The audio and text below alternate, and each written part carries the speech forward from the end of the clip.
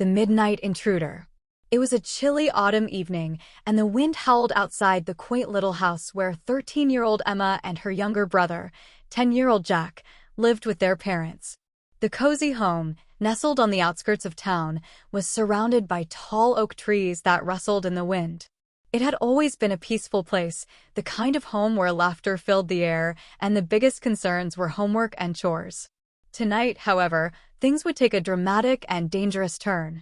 Their parents, Mr. and Mrs. Carter, had gone out to attend a friend's anniversary party, leaving Emma in charge of the house and Jack.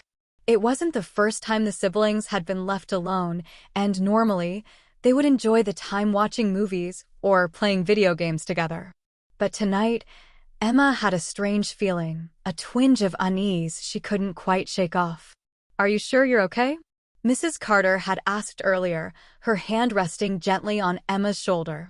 "Yeah, Mom. We've got it covered. I'll lock the doors and make sure Jack doesn't stay up too late," Emma had replied, offering a confident smile to reassure her mother. Jack, as always, was thrilled at the prospect of being up later than usual.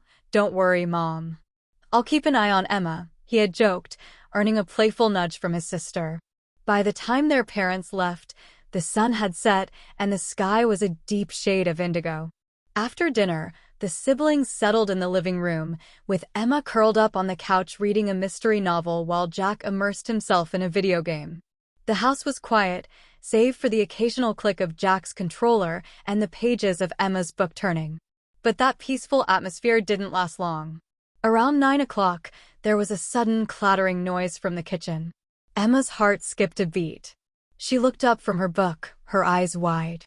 Jack paused his game, his eyes flicking toward the kitchen as well. "Did you hear that?"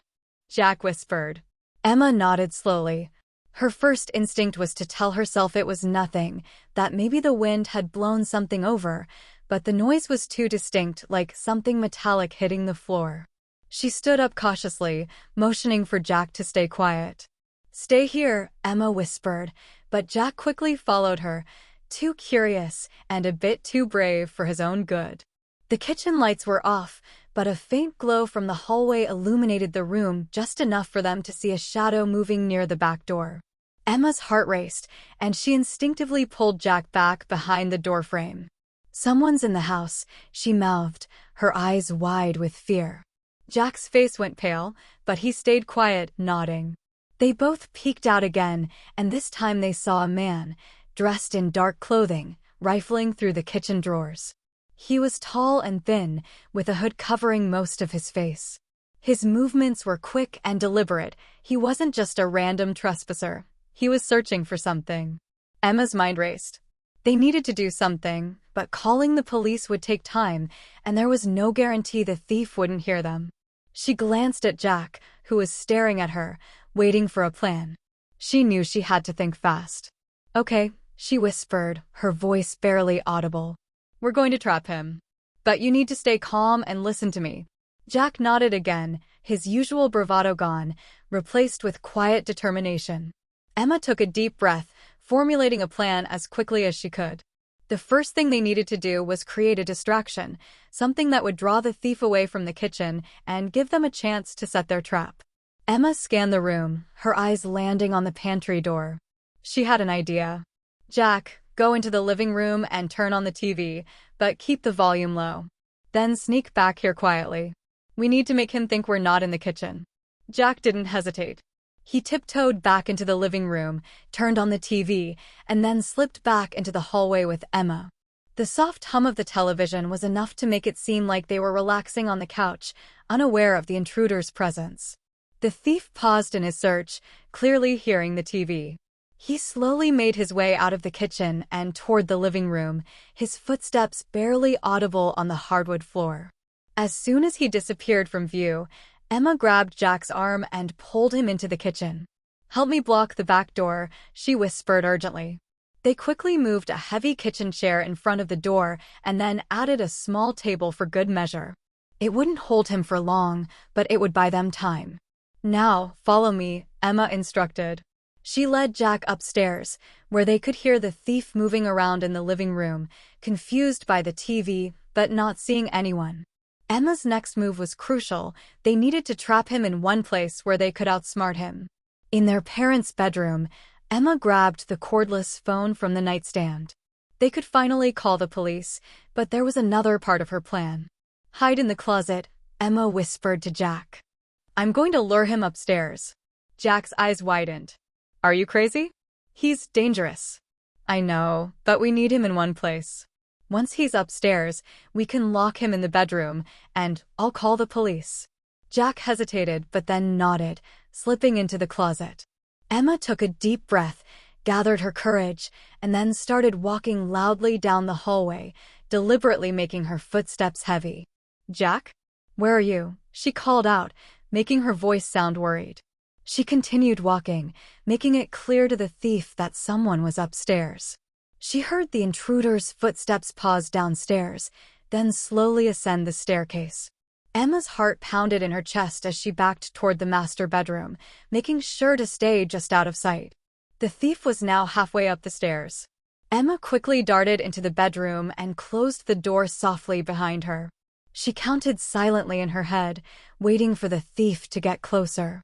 When she heard him reach the top of the stairs, she pushed a heavy dresser in front of the door, using all her strength to barricade it. The thief was just outside now, and she heard the doorknob jiggle. Jack! No!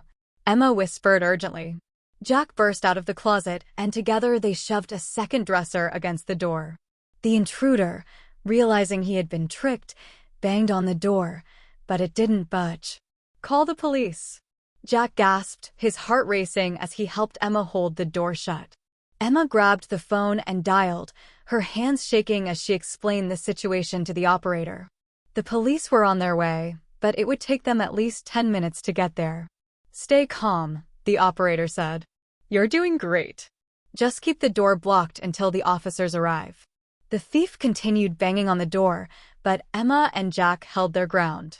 They knew they only needed to hold out a little longer. The minutes dragged by, each one feeling like an eternity, but finally, they heard the distant wail of sirens. We did it, Jack whispered, a smile of relief spreading across his face. Emma nodded, her heart finally starting to slow down. The sound of the police pulling up outside the house brought a wave of relief, and within moments, they heard the officers shouting for the intruder to surrender. The banging on the door stopped abruptly, and soon after, the police entered the house. They found the thief still trapped upstairs, cornered by the barricade Emma and Jack had set up. He was quickly handcuffed and escorted out of the house. Once the intruder was gone and the house was secure, the police commended the siblings for their bravery and quick thinking.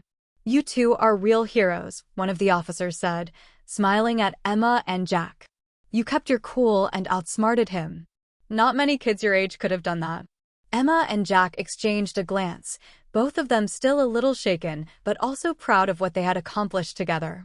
When their parents returned later that night, they were shocked to hear what had happened, but overwhelmed with pride at how their children had handled the situation. You two are unbelievable, their father said, hugging them tightly. Mrs. Carter wiped away a tear, shaking her head in disbelief. I don't know how you stayed so calm. Emma smiled, finally allowing herself to relax. We make a pretty good team.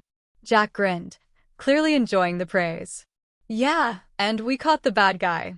As the family sat together in the living room, safe and sound, Emma realized that she had faced one of her biggest fears that night and conquered it. But more importantly, she knew that no matter what challenges came their way, she and Jack would always have each other's backs. And that was all the bravery they needed.